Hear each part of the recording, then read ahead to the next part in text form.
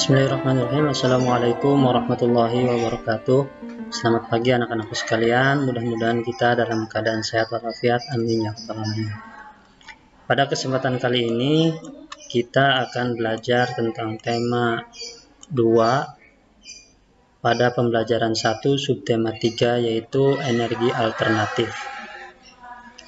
Sumber energi dari minyak bumi, batu bara, dan gas bumi merupakan sumber energi yang tidak dapat diperbaharui.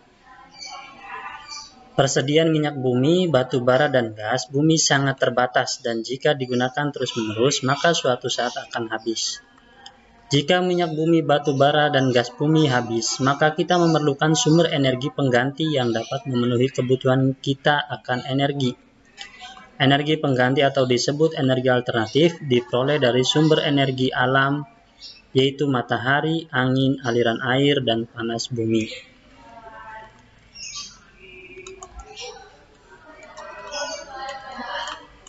Nah, untuk itu, sebagian besar energi yang kita gunakan berasal dari bahan-bahan minyak bumi dan batu bara.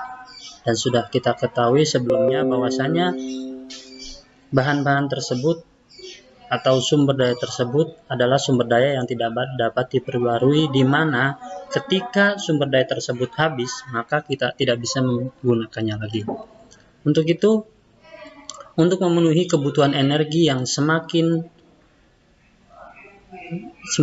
banyak kita butuhkan, tentunya kita harus menciptakan atau harus mencari energi alternatif yang dapat kita gunakan.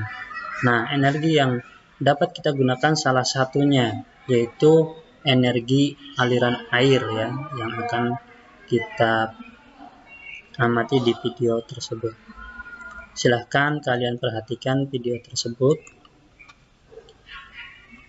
Atas perbukitan Desa Karangtengah, Banjarnegara, Semarang terlihat eksotis. Namun akses yang jauh dari mata air membuat warga desa sulit mendapat air bersih. Mereka harus berjalan cukup jauh untuk mengambil air atau sekedar membasuh diri. Kondisi yang memprihatinkan ini mengetuk hati Irwanto. Meski hanya lulusan sekolah dasar, ia menguasai ilmu teknik saat bekerja sebagai juru las. Dari bidang kerja inilah ia mengenal proses pembuatan kincir air yang bisa menyalurkan air ke tempat lebih tinggi hingga jarak ratusan meter. Dengan sedikit modifikasi, Irwanto pun mencoba membuat alat serupa yang bisa berguna bagi desanya. Yang istimewa, kincir air kreasinya tak butuhkan bahan bakar ataupun listrik. Cukup berbekal tenaga ungkit yang dihasilkan dari aliran air. Aliran air yang mendorong kincir mampu memutar pompa piston yang lantas otomatis menyedot air dari wilayah dataran rendah ke desa Karang. Air yang sudah terangkat kemudian disalurkan gunakan pipa ke rumah warga. Nah, itu adalah pemanfaatan aliran air untuk menjadi pemompa air ya, untuk mengalirkan air ke daerah yang lebih tinggi. Tentunya jika kita menggunakan diesel atau menggunakan listrik, kita membutuhkan energi bahan bakar minyak ataupun energi listrik. Tapi dengan memanfaatkan aliran air tersebut, sehingga energi tersebut cukup ramah ya dan manfaat. Nah, ini yang disebut dengan energi alternatif. Kemudian kita lanjutkan di halaman berikutnya.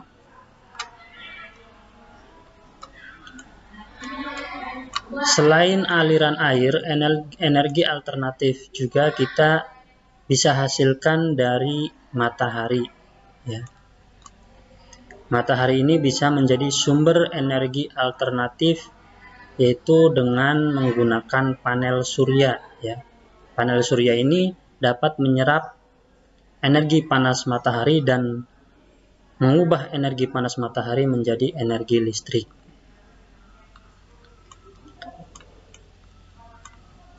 Cara mengubah energi panas matahari menjadi energi listrik yaitu seperti di halaman 87 ini ya.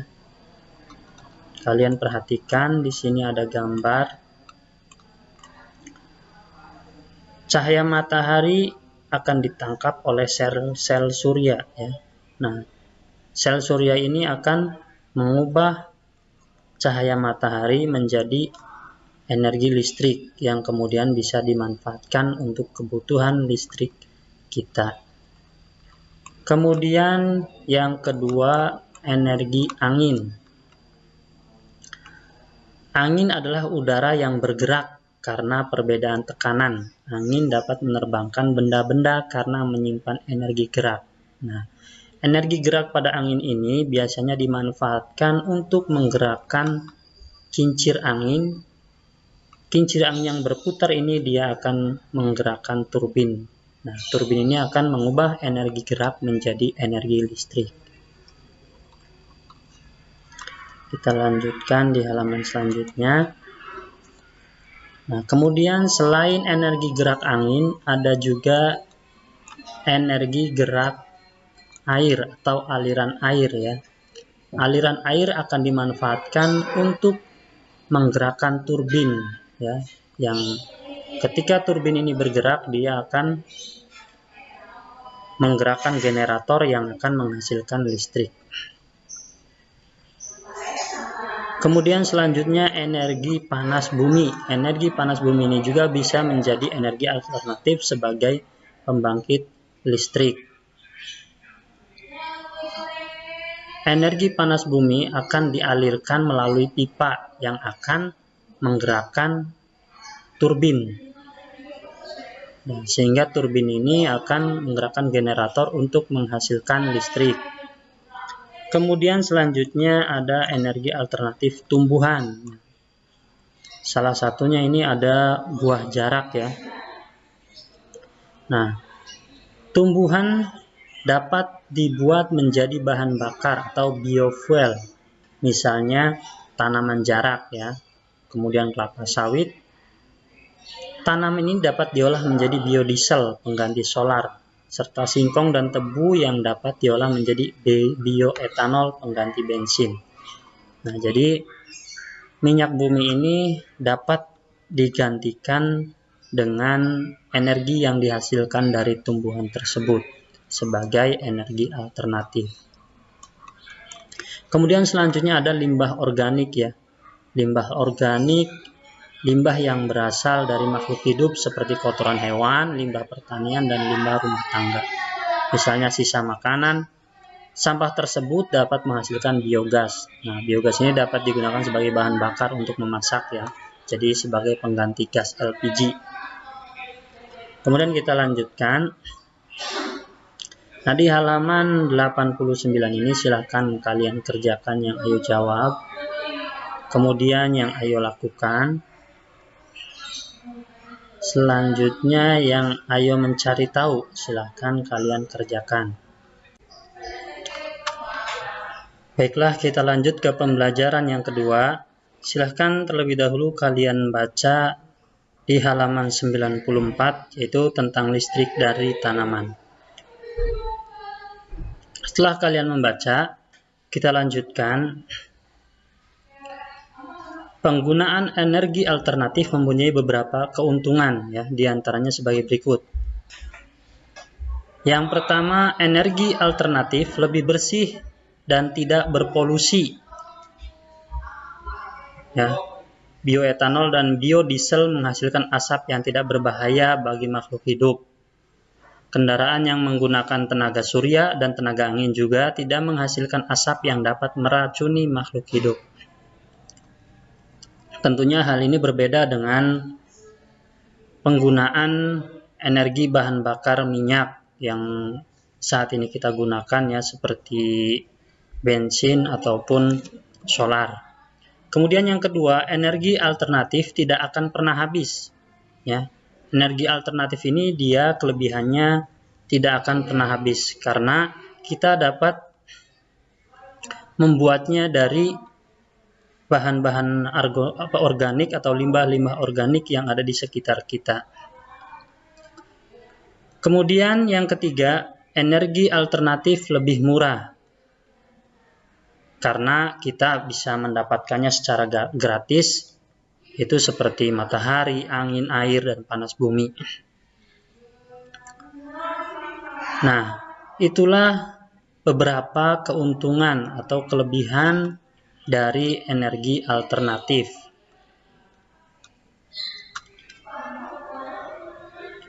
Nah, kemudian selain terdapat keuntungan yang kita dapatkan dari energi alternatif, ada juga kelemahan terhadap energi alternatif, yaitu diantaranya manfaatannya di masyarakat luas.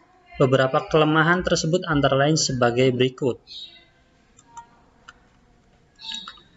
Yang pertama, peralatan yang menggunakan teknologi panel surya untuk pemanas air dan mobil bertenaga surya memiliki harga yang mahal. Jadi untuk kelemahan yang pertama itu harganya yang mahal.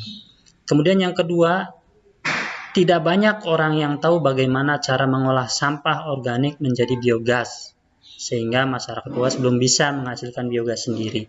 Kemudian yang ketiga, perlu modifikasi pada mesin motor untuk menggunakan bioetanol sebagai pengganti bensin.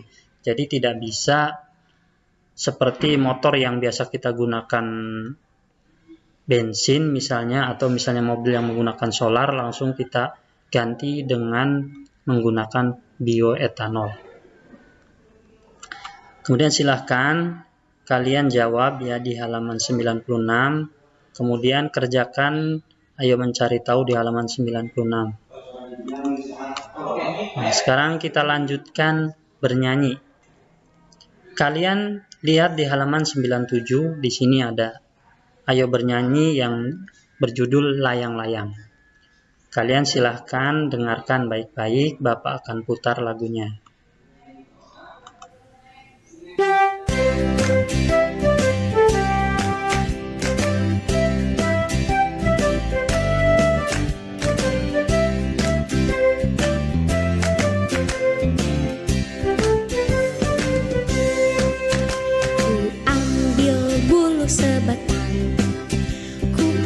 Sama panjang, ku raut dan ku timbang dengan benang, ku jadikan layang-layang, bermain, berlari, bermain layang-layang,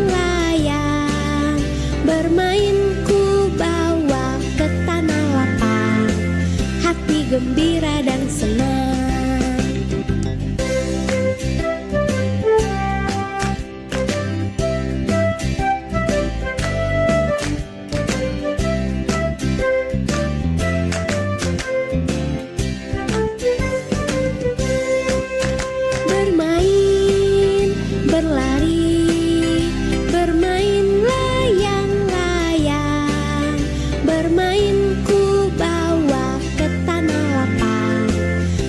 Gembira dan senang, bermain, berlari, bermain layang-layang, bermain ku bawa ke tanah lapang, hati gembira dan senang.